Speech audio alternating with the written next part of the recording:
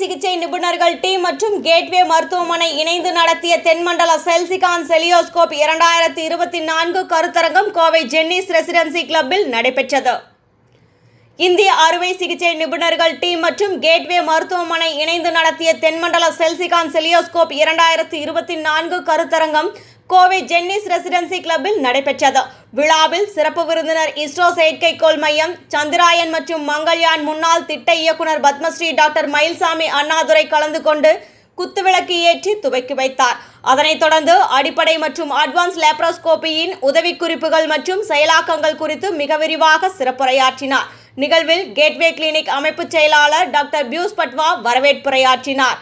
Gateway மருத்துவமனையின் தலைவர் மற்றும் செல்சிகான் நிறுவனத்தின் தலைவர் டாக்டர் கே செந்தில்குமார் விளக்க உரையாற்றினார்.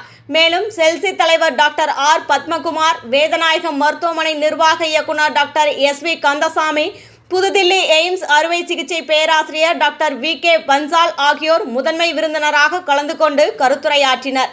விழாவின் நிறைவில் இணை அமைப்பு செயலாளர் டாக்டர் கே. கார்த்திக் நன்றி உரையாற்றினார். கருத்தரங்க நிகழ்ச்சியை தொடர்ந்து கலாச்சார நிகழ்வும் நடைபெற்றது. ஏராளமான மருத்துவர்கள் குடும்பத்துடன் கலந்து கொண்டு 2 நாட்கள் நடைபெற்ற இக்கருத்தரங்கில் பங்கேற்றனர். இதில் குடல் மற்றும் குடல் சார்ந்த பல்வேறு அறுவை சிகிச்சை குறித்தும் சிகிச்சை சார்ந்த முன்னேற்றங்கள் குறித்தும் விவாதிக்கப்பட்டது என்பது குறிப்பிடத்தக்கது.